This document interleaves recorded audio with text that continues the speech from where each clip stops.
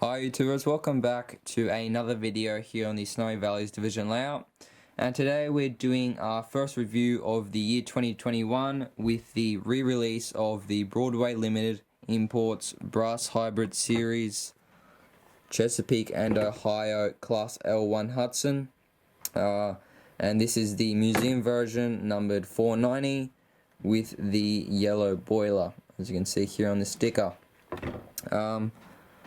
Looking at the box, it's a very slimmed down box, well presented, looks really good. Now comes with a little sticker here that says it accepts GoPack, and this is the same with all the new Broadway Limited locomotives, and a highly recommendable product as it is a capacitor and certainly helps when you're running around the layout. But as you can see, it comes in your standard hard cardboard box. Move this out of the way. We'll now slide this off. If it wants to open, it's a very tight seal around the box, but isn't too hard to get off. So first of all, like with most of the BrassHybrid series locomotives, it comes with a little sheet which gives you all your history and description on the locomotive, as well as some images, as you can see. Really nice looking locomotive, and we're very happy to have it. As you can see, all your little information made by the Alco company.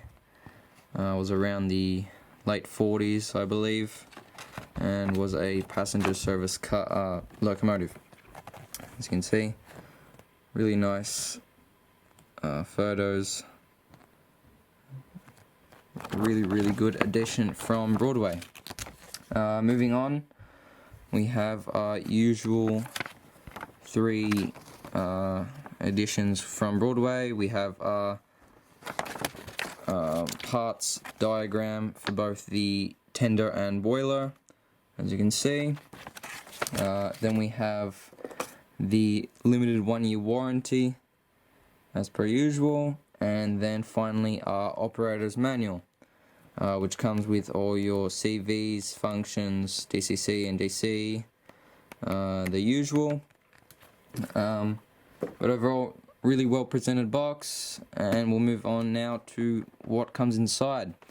So first of all, we have a hard, soft foam cover, and then we see our locomotive here, which comes in one piece, not separated, which presents really well. Looks super nice in the box alone, as you can see. Can't wait to get this out of the box now, and we'll do that right about now. Now we have the L1 out of the box. Accessories wise, we have a funnel for the smoke feature, pretty standard thing there. But other than that, no other loose things came inside the box, but I already see some here, so we'll get those out now. Simply slide this cover off. Good packaging, well protected. But here we have the other two accessories in the form of a spare coupler and then some spare traction tires and your tool for getting the drivers off. But apart from that, we have a locomotive here. We'll get this out and run over the details. So now the locomotive is out of the packaging, we'll run over some information and the detailings of this locomotive and move on to the testing. Beginning with these locomotives being built in the mid-40s after C&O took 5 Class F19 Pacific types, which were 462s, and then rebuilt them into the L1 Hudsons, which are 464s. And so these locomotives ran passenger service for a couple of years before being faded out for diesel locomotives. And so, as you can see, this is a streamlined locomotive, and being the BrassHybrid series, The boiler and tender shells are made of brass, as well as the detailings and things as such, and then they have a die-cast chassis, which helps a lot with the structure and the running capabilities of the locomotives, which is really good in what the BrassHybrid series brings from Broadway. And so up the front here we have our main headlight, our front headlight. We have some number boards, more numbering. Then moving up here we have a coupler which folds out. We have grab irons, ladders, rivet details. Moving along here we have like a sort of hand railing, more aesthetic I guess than purpose, or not really, well, I don't know, but yeah. Then we have our CNO logo here, which is on both sides. Then we have a non-lit sort of micro light there. As you can see, all streamlined, so no details really stick out. Moving along the side here, as you can see, there's our drivers. Quite interesting with this locomotive is the differentiation in colour. That we have our chrome, then we have a yellow, and then this sort of matte faded glossy sort of blue-grey. I couldn't really describe it properly, but it's quite interesting to see. Moving out along the cab, we have numbering here, and then if I bring it around, we have a fully detailed cab interior, although you can't really see it. And then we have two crew members in there. And then this being the museum version, it has these drape curtain sort of things, which you see quite commonly on a lot of museum version locomotives at the moment. As you can see, really nice detailing. We have our sunshades, and then we have the ventilation up the top, which does not open for the cab. And we have our coal load, then we have a distinctive yellow stripe that runs across, and then we have in bold big lettering, Chesapeake and Ohio. And as you can see, lots of really nice little details here and there, lots of riveting. Looks really good. Obviously, being a streamlined locomotive, there's not too many details which stick out, but overall it comes together really well. If I flip this around to the back here, as you can see, we have more numbering, a rear light, Katy coupler, laddering, train line hose, more grab irons, and various other little details. As you can see, all in brass. Looks really nice. And overall, really good locomotive. So that was a quick look at the locomotive, and we'll get on to the track now.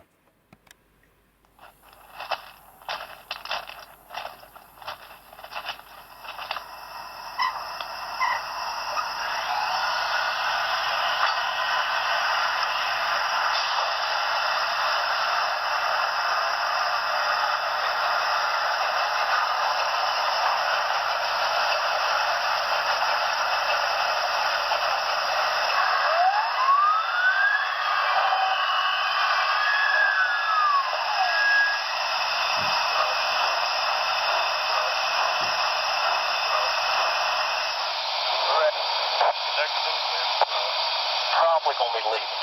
How much work have you got to do? Have you got an EOT on your train? All fixed up here, ready to go. Okay, it all depends on whether or not I can get the switch lined up. So fall back to your train, the signal comes to you, take it.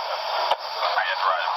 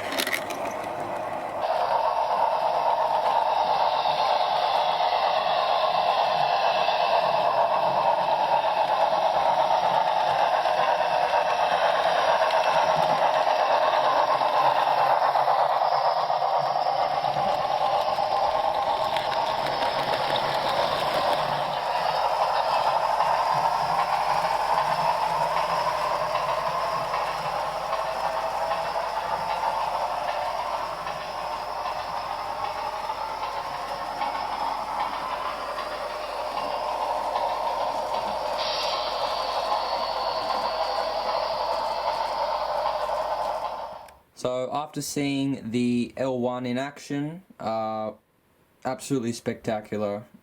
Could not fault it in any way. Broadway did an excellent job with this one. This is probably one of our best locomotives at the moment. Aesthetically, detail-wise, looks really good. The paint's really clean. No defects. Nothing wrong really. The smoke feature was really good. It lasted quite a while. It's quite efficient. The sounds also really good, especially now with the option to install a Go pack. It certainly helps out a lot. But yeah, no faults whatsoever with this locomotive. Everything worked out really well. As you saw, we ran some Union Pacific passenger cars with this locomotive, as we don't have any others, but they seem to fit in well enough. So overall, 10 out of 10 locomotive, highly recommendable if you can get your hands on one. But yeah, if you enjoyed this video, please give it a like and subscribe. Share any opinions down below in the comments. Share the video with other people. And of course, thanks for watching, and we'll see you in the next one.